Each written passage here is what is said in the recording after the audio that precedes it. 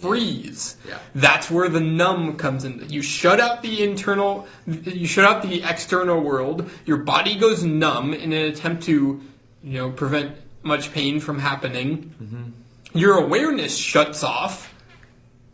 And then all these other things start shutting off too. Your social connection system that controls talking to other people and being aware of your thoughts and your actions in the external environment and how you smell to other people and all of that stuff. There's extremely common issues with someone with Asperger's. That's gone. That's no need. Yeah. The body becomes numb. You disassociate. So you have this high energy state, then you go into this very low energy, extremely distant. So again, this is someone that is not in defense mode right now, and this is someone who's totally in defense mode and distant and just kind of there, but not really.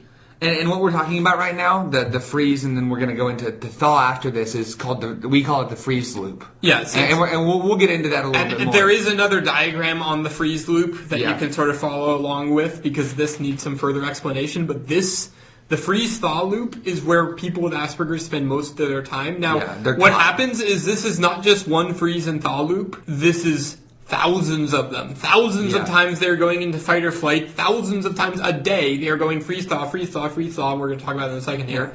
So you get this compounded mass of, constantly being on alert and threat, and everything is shutting down. That's why there's no awareness, social connection. The body is numb. There's low energy. There's a hard time learning anything new because, again, when you are, as far as the instinctual level of your mind is concerned, about to die, which is what freeze is instinctually designed for. News bad. I do not care about learning about 5th century Renaissance France. Yeah.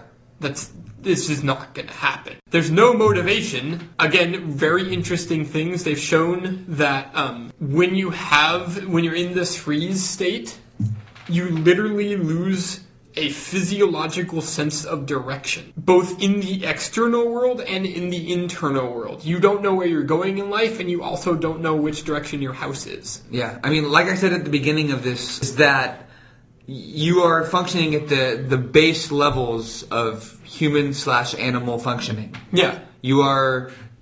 A lot of the higher things that we get to enjoy as humans, the higher functioning that we get to enjoy as humans, can't happen while we're in this state. And especially people with Asperger's, because then you've got on top of that, the anxiety and the depression and the lack of social connection, and because you're different and you're weird and we don't think that's good, so therefore here's all the things that are wrong with you. And then shame is instilled in them. Yeah. Very deep shame. And then that just perpetuates more freeze loops and more defense mode. Because suddenly they feel the shame and they don't like feeling the shame, so they try and resist the shame and they try and run away from the shame, and then they can't, so then they just get overwhelmed by the shame, and then they freeze, and then they fall, and people are telling them, it's just one more thing they have to deal with every day, which is going to make things so much worse than they already were. Yes. As if they already feel bad about how they're feeling and what's going on with them, but they don't know how to do it. So that's a threat too. So it just shoves them further into defense. Now, this may sound like the most horrible thing in the world. How do I even deal with this? We'll get to it. Yeah.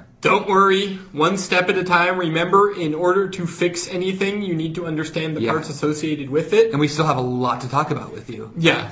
In order to resolve anything, because nothing needs fixing, there's nothing wrong with it. Yeah. It is just, the body is doing what it is designed to do. Yeah. That's it. It's just gone a little bit haywire because we don't have those filters in place to begin with. So it kind of just spins off in a different direction because of that. So, anyway, you also have issues focusing because you're disassociated and frozen, and the part of your brain that is responsible for motivation, direction, and focus just go, nope, right now.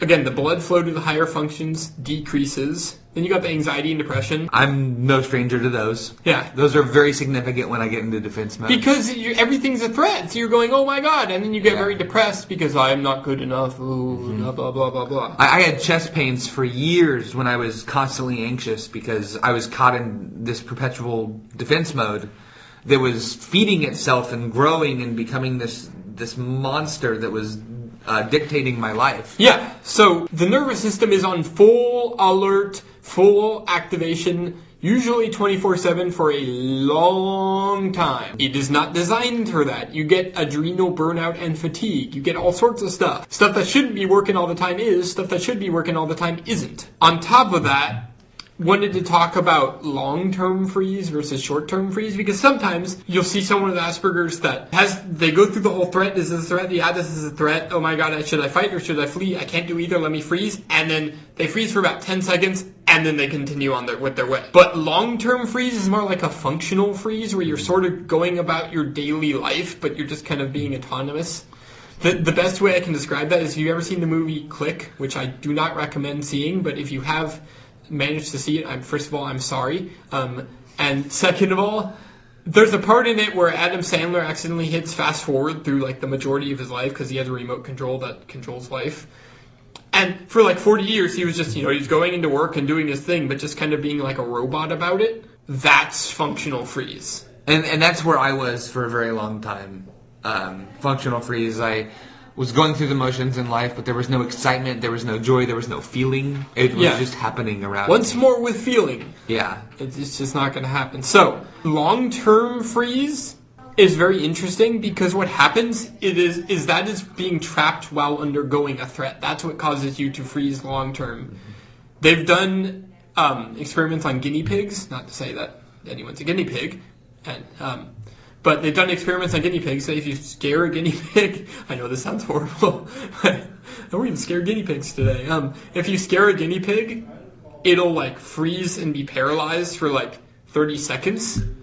However, if you physically restrain the guinea pig, turn it upside down, and then scare it, then it's like frozen for like 30 minutes. It's terrible, but it correlates with how humans respond to it as well. Yeah, so what happens in someone with Asperger's is, since most of the overwhelm is internal and they can't escape it, they feel trapped by it, that's why they're frozen for so long, because there's this I feel trapped. So the final piece of this, which just further compounds things, is once you get into freeze enough, not only does freeze become comfortable and being scared and anxious and depressed and not having access to basic functions such as focusing ability become comfortable, because that's what you're used to, but the part of the brain that distinguishes threat goes haywire and starts to think that everything is a threat, because that's what makes you comfortable, is to be in threat constantly. So then you get this perpetual, like, self-perpetuating cycle of everything's a threat because I like to feel comfortable in the threat, but now I'm in the threat and then I'm in freeze and nothing is working right now, and then then you add in all the guilt and the shame, and it gets worse. So, a lot worse, yeah. Eventually, though,